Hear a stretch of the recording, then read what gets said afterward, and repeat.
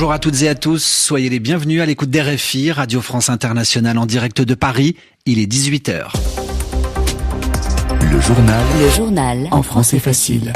Adrien Delgrange. Lundi 31 mars, au sommaire de cette édition, la justice en France. Marine Le Pen coupable, Marine Le Pen inéligible, Marine Le Pen fait appel.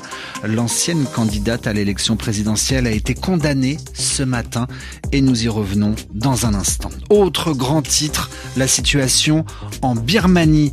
Après le tremblement de terre d'il y a maintenant plus de 72 heures, l'espoir de retrouver des survivants dans les décombres se réduit d'heure en heure. Et puis nous serons dans ce journal en Turquie.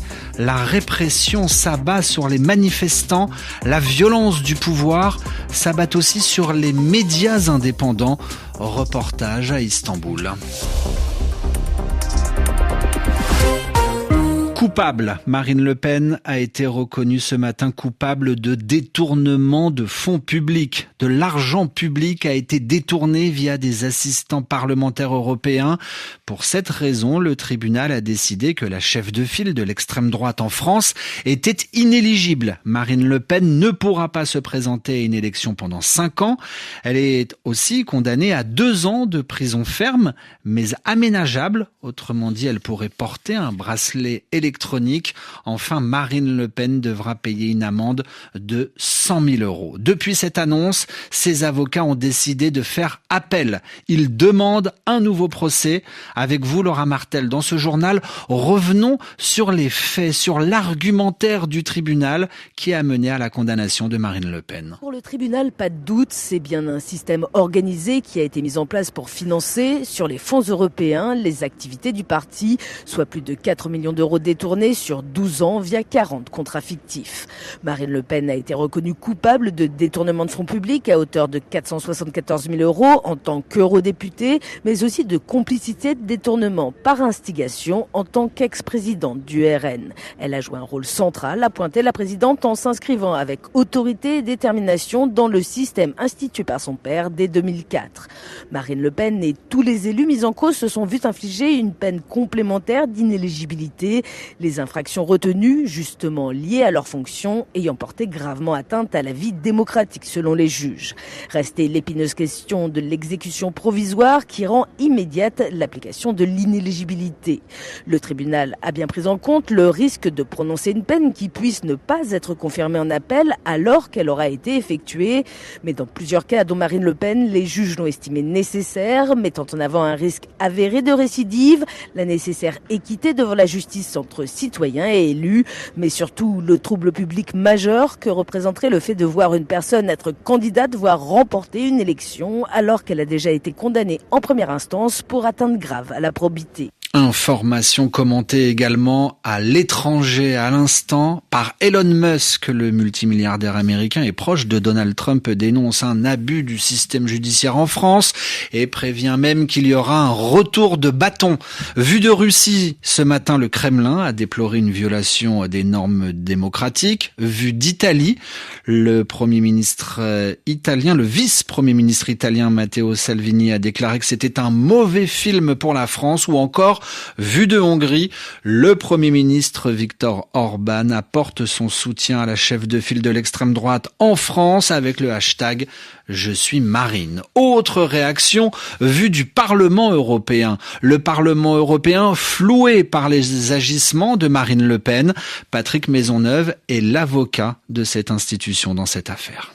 J'ai eu le sentiment que le tribunal avait ciblé le système de défense et le comportement à l'audience. C'est quelque chose, pendant les 3 mois d'audience, que nous avions relevé, où il y avait un déni systématique de ce qui s'était passé pendant ces années-là, que le tribunal a véritablement tenu compte de cette posture, en tous les cas, de déni, en disant, puisque vous êtes dans le déni le plus total, eh bien moi j'estime, tribunal judiciaire de Paris, qu'il y a un risque de récidive, et donc j'applique l'exécution provisoire sur la peine complémentaire d'inéligibilité. Et puis enfin, première réaction attendue de Marine Le Pen dans quelques heures. L'ancienne candidate à l'élection présidentielle en France va s'exprimer ce soir sur la première chaîne de télévision française. Elle est l'invitée du 20h de TF1. Un sujet qui sera aussi largement évoqué sur notre antenne à partir de 18h30, temps universel. Le journal en français facile. En français facile. À 18h05 à Paris, actualité mondiale dominée également par ce qui se passe en Birmanie. 3 jours après ce terrible tremblement de terre, le bilan s'alourdit à plus de 2000 morts et près de 4000 blessés. Alors, si l'heure est au recueillement, un deuil national d'une semaine a été décrété par les autorités au pouvoir, ainsi qu'une minute de silence qui sera observée demain dans tout le pays. L'heure est aussi aux recherches de survivants. Pierre-Olivier, bonsoir. Bonsoir. Les équipes de secours arrivent désormais dans les zones les plus touchées. Oui, et les Nations Unies ont acheminé, transporté du matériel de première urgence. La Chine, l'Inde ou encore la Russie ont envoyé des équipes de secours. Les États-Unis ont quant à eux promis une aide de 2 millions d'euros par l'intermédiaire d'organisations basées en Birmanie. Car la tâche s'annonce immense pour venir en aide aux personnes encore bloquées sous les décombres. 4 d'entre elles ont pu être secourues vivantes ce lundi, dont une femme enceinte et une fille. Mais il resterait des centaines de disparus sous les gravats. Dans la ville de Mandalay, tout près de l'épicentre, 270 moines passaient un examen religieux dans un monastère vendredi dernier lorsque le sol s'est mis à trembler. 70 ont pu fuir à temps, 50 ont perdu la vie et 150 sont toujours portés disparus. À Paris, le porte-parole du ministère des Affaires étrangères a fait savoir que 2 Français étaient décédés dans ce tremblement de terre. Et puis à Mandalay, la deuxième ville du pays, l'hôpital général a été évacué et c'est dans la rue, dans une chaleur tropicale étouffante de près de 40 degrés, que les patients sont pris en charge sur des lits à roulettes, rapporte un infirmier à l'AFP. Enfin, l'Organisation mondiale de la santé a lancé un appel aux dons de 8 millions d'euros. Merci Pierre. Pierre-Olivier, dans votre journal en français facile. En Israël, malgré un recours en justice, Benjamin Netanyahou choisit un nouveau chef du Shin Bet, un nouveau chef pour les services de renseignement liés à la sécurité intérieure. Le Premier ministre a choisi Eli Charvi, un ancien commandant de la marine, alors que le limogeage du chef actuel, Ronen Bar, est pour l'instant gelé, annulé par la Cour suprême, cette haute juridiction en Israël. Et puis l'actualité nous emmène à présent en Turquie où l'opposition veut maintenir la pression sur le président Recep Tayyip Erdoğan et ce près de 2 semaines après l'arrestation du maire d'Istanbul Ekrem İmamoğlu. Les manifestations quotidiennes ont cessé mais de nouveaux rassemblements doivent être organisés dans le courant de la semaine. Le CHP, principal parti d'opposition, réclame à présent l'organisation de nouvelles élections. L'opposition dénonce également les arrestations massives qui ont suivi les manifestations. L'opposition dénonce aussi la pression exercée sur les médias indépendants.